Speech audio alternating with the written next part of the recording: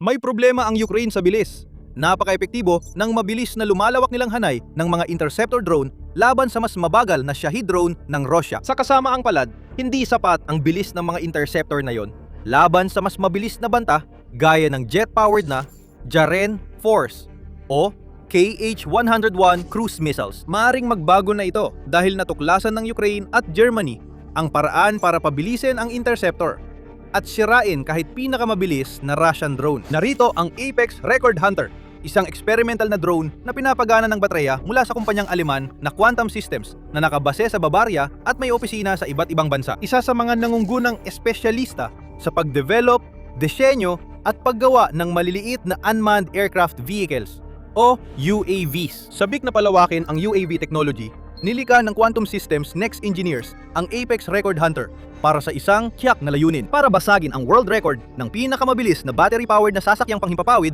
na may 657.59 na kilometro bawat oras. 409 milya bawat oras ng magkapatid na South African na sina Luke at Mike Bell gamit ang kanilang Peregrine V4 drone noong Disyembre 2025. Noong Hunyo 2026, gayunpaman mas bumilis ng husto ang Apex Record Hunter ng Quantum Systems at umabot ito sa pinakamataas na bilis na 600 na kilometro bawat oras o 434 na milya bawat oras sa panahon ng tuwid at pantay na paglipad dahil isinagawa ang pagsubok ng internal at walang kinatawan ng Guinness World Record para magberipika.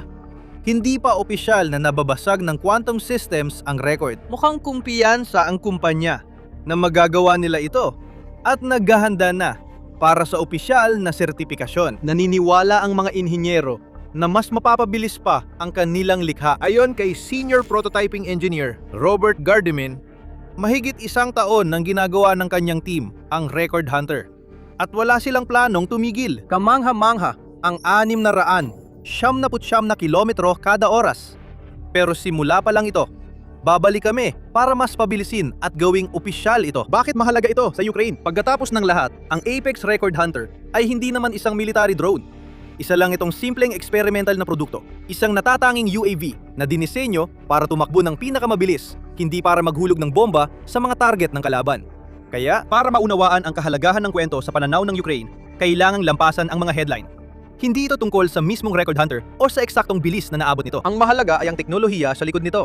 Ang mahalaga ay ang katotohanang may grupo ng mga inhinyero na nagawa ang isang bagay na dati ay tila imposibleng mangyari. Ginawang halos kasing bilis ng cruise missile ang isang medyo simple at compact na electric drone. At hindi dito nagtatapos ang kwento.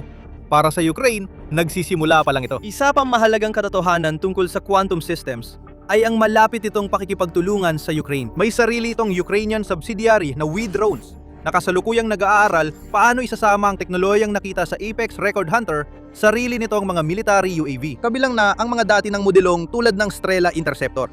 At pati na rin ang mga kasalukuyang dinedevelop pa lang na kamakailan lang inilabas. Tulad ng Jaeger na gumagamit ng pinagsamang electric at rocket drive para maabot ang taas na 4,000 metro sa loob lamang ng 30 segundo. Nakatakdang magsagawa ang We Drones ng sariling pagsubok para magtala ng bagong record sa mga susunod na linggo at buwan habang pinapabilis pa nila ang kanilang mga drone. Ang ibang drone company sa Ukraine ay nagsisikap din para sa parehong layunin.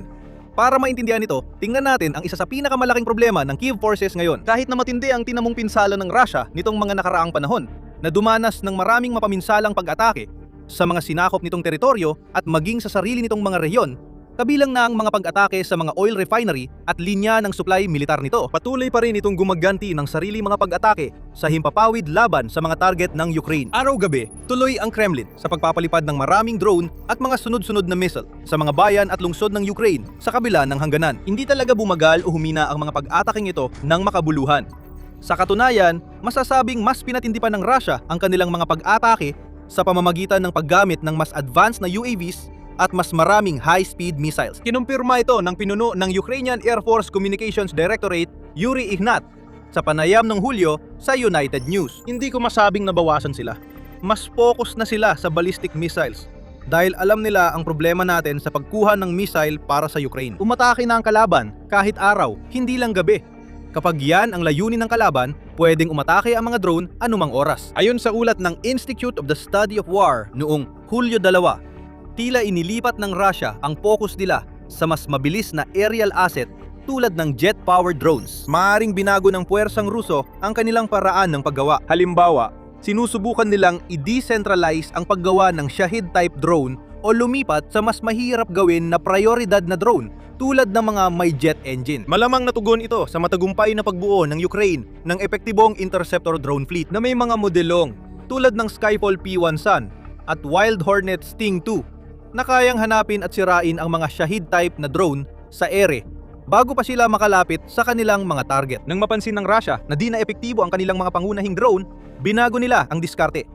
Sa malas para sa Ukraine, nagtagumpay ito. Ang mga jet-powered drone, gaya ng Jaren 4, ay kadalasang bumibiyahe sa bilis na 300-400 kilometro kada oras, 186, 248 milya kada oras. Pero kaya nilang umabot ng 500 kilometro bawat oras o 311 milya bawat oras kapag kailangan. Dahil sa turbojet engine nila. Masyado mabilis yan para kayanin ng maraming Ukrainian interceptor. Ang Sting 2 at P1 Sun, halimbawa, ay may pinakamataas na bilis na nasa 300 kilometro bawat oras o 186 na milya bawat oras. Ang mga misil ng Russia ay mabilis din ang galaw.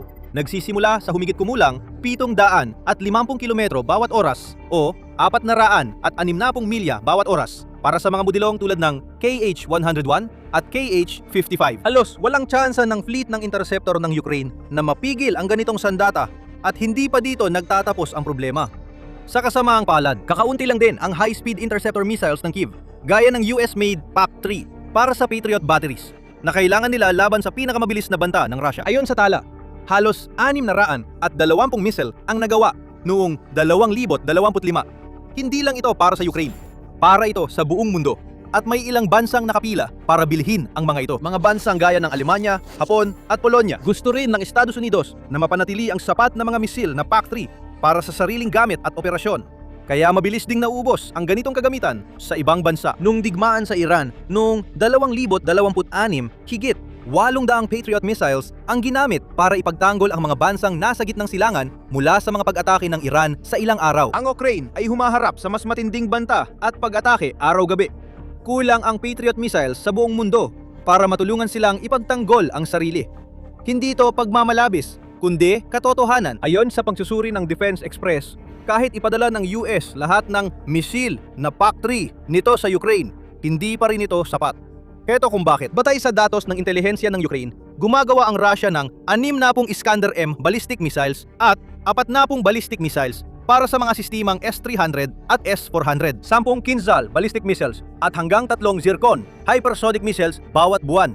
Iyan ay 113 na armas na nangangailangan ng Patriot class na pagharang para mapigilan. Umaabot na sa halos 60 unit kada buwan ang produksyon ng TAC-3. Ngunit hindi ito sapat. Pinapapataas ng Rusya ang produksyon ng jet drone. Target ang 500 Jaren 4 kada buwan. Kailangan ng Ukraine ng Patriot o iba pang high-end interceptor missiles para mapigilan ito. Hindi lang kakaunti ang mga missile, kundi mahal pa. Ang bawat PAC-3 ay nagkakahalaga ng milyon-milyong dolyar. Kadalasan, ang ibang interceptor ay umaabot o lumalagpas din sa $1 milyong bawat isa. Dahil sa presyo at kakulangan, hindi kayang sayangin ng Ukraine ang mga interceptor nito o gamitin ang mga ito laban sa mga target na mababa ang prioridad o halaga. Kailangan nitong humanap ng mas murang alternatibo. Ngunit nahirapan nitong gawin yon at nagsimula na rin itong pagbayaran ang mga paghihirap na yon. Noong Hulyo 7, naglunsad ang Russia ng 23 Iskander-M ballistic missiles at 6 na high-speed Zircon at Onyx missiles sa Ukraine sa isang malawakang magdamagang pag-atake. Hindi napigilan ng Ukraine ang alinman doon at hindi ito minsan lang. Patuloy itong nangyayari na nagpapakita ng hirap ng mga puwersa ng Kiev na makasabay sa mga panghimpapawid na pag-atake ng Moscow. Kaya ng teknolohiya ng Apex Record Hunter, pigilan ang thread na yon at itama ang landas ng Ukraine. Bago namin ipaliwanag paano, nanonood ka ng military show. Kung di ka pa subscribe, ngayon ang tamang panahon. Sa unang tingin, tila dumarami ang problema ng Ukraine. Naharap ito sa mas mabilis at mas mahirap laban ng banta mula sa Russia. Hinaharap nito ang mas matinding pag-atake na maaring magdulot ng malaking kaswalti at pagkasira habang halos maubos na ang supply ng mahahalagang interceptor. Gayunpaman, maaring maresolba ang mga problemang ito sa pamamagitan ng mas mabilis na interceptor. Pinatunayan na ng Ukraine ang pagiging epektibo ng interceptor drone. Relatibong mura silang gawin, madaling ipakalat at napaka-epektibo laban sa tamang mga target. Noong Marso 2026, halimbawa, nakapagpabagsak ang mga Ukrainian interceptor ng mahigit 33,000 kalabang UAV. Pinatunayan kung gaano kahalaga ang mga ito sa depensa ng bansa. Ngunit para manatiling epektibo, dapat silang laging napapanahon. Sobrang napapanahon sila nang umasa ang Russia sa Shahid 100 at 36 drone na kayang umabot sa bilis na 185 kilometro kada oras o 115 milya kada oras. Mas mabilis ito ng halos doble. Madali para sa mga interceptor ng Ukraine na lumipad at habulin ang mga Shahid na lumilipad na gamit ang piloto o AI system na mabilis mag-lock sa target at epektibong magpatumba ng mga ito. Habang lumilipat ang Russia sa mas mabilis na kagamitan gaya ng Jaren 4, nagiging hindi nagaanong akma ng mga interceptor ng Ukraine. Hindi nila kayang direktang habulin ang mga target na ito. Kaya kailangan nilang unahan ang ruta ng lipad nila at pumwesto ng tama para sa head-on collision upang ma-intercept. Mas mahirap yon. Kaya maraming Jaren 4 ang madaling nakakalusot sa mga tulad ng Pa-1, Suns. Pero isipin mo, kung ang mga drone ng Ukraine ay kasing bilis ng Apex Record Hunter at umaabot ng 700 kilometro kada oras o 435 milya kada oras, biglang papanig kay Kyiv ang laban. Ang pagbagsak ng jet-powered drone ay magiging kasing dali ng pagwasak sa karaniwang Shahid dahil kaya silang habulin at paikutan ng mga interceptor at makalapit para sa tamang anggulo ng atake na halos tiyak ang tagumpay sa pagwasak. Hindi lang dito natatapos ang mga benepisyo dahil ang ilang Russian cruise missile ay bumibiyahe sa pagitan ng 700 at 900 kilometro kada oras. Hindi malabong isipin na kayang kontrahin ng mga high-speed interceptor ang mga banta na ito. Ayon sa mga engineer ng quantum systems, kung mas umunlad pa ang teknolohiya, hindi kailangang mas mabilis ang mga interceptor kaysa sa mga missile para mahinto ito. Dahil mas malaki ito kaysa sa mga drone. Madaling makita sa radar ang mga missile, kaya pwedeng umasa ang Ukraine sa radar coverage para agad ma-detect at magpalipad ng mga drone sa unahan ng mga ito, handa nang sumalpok sa kanilang mga target. Ang hamon dito ay tungkol sa pagpoposisyon, hindi na sa bilis.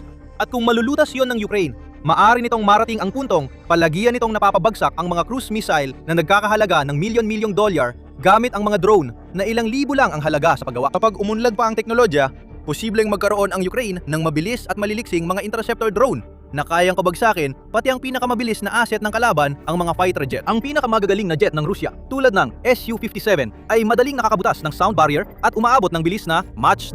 Humigit kumulang 1,320 milya bawat oras o 2,135 kilometro bawat oras. Mas mabilis yon kaysa sa Apex Record Hunter. Hindi talaga sapat ang bilis para abutan ang jet na supersonic na ang lipad. Pero hindi imposible na isipin ang isang sitwasyon kung saan maaring maghanda ang Ukraine ng maliliit na grupo ng mga interceptor na naka-ambush sa mga lugar na patutunguhan ng mga jet, umaasa sa tamang posisyon at geometriya para matagumpay na tamaan ang mga ito. Hindi pa ito posible ngayon gamit ang kasalukuyang teknolohiya, pero maaring maging benepisyo ito sa hinaharap. Sa mas maikling panahon, madaling makita kung paano magpapatuloy na impluwensyahan ng mga teknolohiya ng quantum systems ang doktrina ng depensa ng Ukraine sa hinaharap. Nilinang Kiev na dapat abot kaya ang focus nila dahil kulang sila sa pondo at resources para tapatan ang dami ng misil ng Russia. At ayaw nilang aksayahin ang mamahaling kagamitan sa mas murang drone. Alam nito na pera ang pinakamahalagang yaman sa digmaang ito.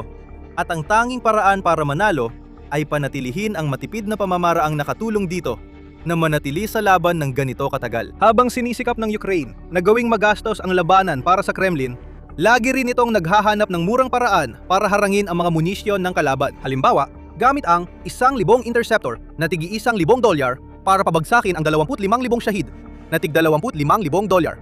Maaring maging susi ang Record Hunter Tech para iangat pa ang estratehiyang ito. Papayagan nito ang Ukraine na labanan hindi lang ang mas mura at mas mababagal na drone ng Russia, kundi pati ang mas advanced na jet-powered models na mag-uudyok sa mga commander ng Kremlin na muling magplano. Habang patuloy silang nagsasayang ng napakalaking halaga ng pera sa mga pag-atake na hindi naman nakakamit ang inaasahang resulta. At bawat matagumpay na pagharang ng Ukraine ay hindi lang nangangahulugan na nasayang ang isang asset ng Russia. Ibig sabihin nito ay higit pa roon. Ibig sabihin nito ay may mga buhay na nasagip, mga gusaling hindi nawasak, at mahalagang infrastruktura na nanatiling buo at muling magagamit. Ang bawat pagharang gamit ang murang drone ay nagliligtas sa Ukraine mula sa paggamit ng mamahaling misil. Sa kalaunan, naiipon ang mga benepisyong ito. Mas marami ring misil ang maitabi ng Ukraine para sa mas malalaking banta, gaya ng ballistic missiles at fighter jets. Kapag mas nagagamit nila ang interceptor army nila, sa pagdaan ng panahon, maaring makatulong ito sa Kiev para mapahaba ang panahon ng paggamit. At bisa ng kanilang kasalukuyang inventaryo ng misil, at makakuha ng oras bago dumating ang susunod na batch ng PAC-3 sa NASAMS o IRIS-T mula sa mga kaalyado. Samantala, haharap na naman ang Russia sa problemang lalo pang nagiging magastos lutasin, lalo na't mas ginagastusan na nila ang mga himpapawid na pag-atake gamit ang jet, drone at misil. Umaasa silang sapat na malaki at mapanira ang mga mamahaling pambobomba para ma-overwhelm ang depensa sa himpapawid ng Ukraine, masira ang infrastruktura at maubos ang inventaryo ng misil. Umasa ang Kremlin na magtatagumpay sila sa digmaan gamit ang taktikang ito. Ngunit kapag nagamit ng Ukraine ang high-speed interceptor drone, madudurog ang pag-asang yon. Mapipilitan ang Russia na mas lalo pang magpaigting, mag-develop ng mas mabilis na drone o gumamit ng mas maraming misil para magdulot ng seryoso at pangmatagalang pinsala. Kaya mas malaki ang gastos nila. Abang lalong lang ang nganib ang ekonomiya ng Russia, limitado lang ang magagawa ni Pangulong Vladimir Putin sa pananalapi bago bumagsak ang sistema. May ilang paalala rin dito. Una at pinakamahalaga, ang Record Hunter ay isang experimental na drone at hindi dinisenyo para sa militar. Kahit malaya ang mga taga-disenyo ng Wii drones sa modelong ito, kailangan pa rin ng oras, pagsisikap sa engineering, pati pagdagdag ng guidance system at pagsubok sa payload. Lagyan ito ng electronic warfare, countermeasures, computer systems, at iba pang kailangang pagbabago para gawing operasyonal na sandata ang Apex Record Hunter mula sa isang demonstrative prototype. Mas komplikado ang aktual na labanan kaysa sa mga kontroladong test flight. Kaya, maaaring matuklasan ng design team na nagsisimulang mawalan ng bilis at liksi ang Record Hunter habang sinisimula nilang gawin ang mga military modifications. Sa madaling salita, hindi agad-agad mailalagay ng Ukraine ang mga warhead at masisimulan ang mass production ng mga high-speed interceptor. Kailangan pa ng panahon, pero may teknolohiya na at yon ang mahalaga. Ang pagbabasag ng speed record ang unang hamon. Sunod ay dalhin ang bilis na iyon sa labanan na nakasalalay sa mga eksperto ng quantum systems at Wii drones. Kung magtagumpay sila, maaari nilang baguhin ang takbo ng digmaan at palakasin ang depensa ng Ukraine laban sa malawakang drone attacks. Tumutunggalo ito sa bansa na mapanatili ang pinakamahal nitong mga asset at magdagdag ng proteksyon sa air defense ng Kyiv. Isa lang ito sa maraming paraan ng pagpapalakas ng interceptor fleet ng Ukraine. Kamakailan nilang ipinakita ang Zerka UAV na kayang automatikong tukuyin, subaybayan at sirain ang mga Russian Shahed drone nang halos walang tulong ng tao. At maaari kang matuto pa tungkol dito sa detalyadong video breakdown na ito. Bilang alternatibo, panoorin mo ang video na ito para makita kung paano nagkakaroon ng malaking epekto ang middle strike campaign ng Ukraine sa Crimea. Pinuputol ang supply line ng Kremlin at pinipilit ang mga Russian residente at bakasyonista na mag-unahang tumakbo palabas ng kasimbilis ng kaya nila. Sa huli, mag-subscribe sa Military Show para laging updated sa balita at kaganapan sa digmaan ng Russia at Ukraine at iba pang malalaking labanan sa mundo.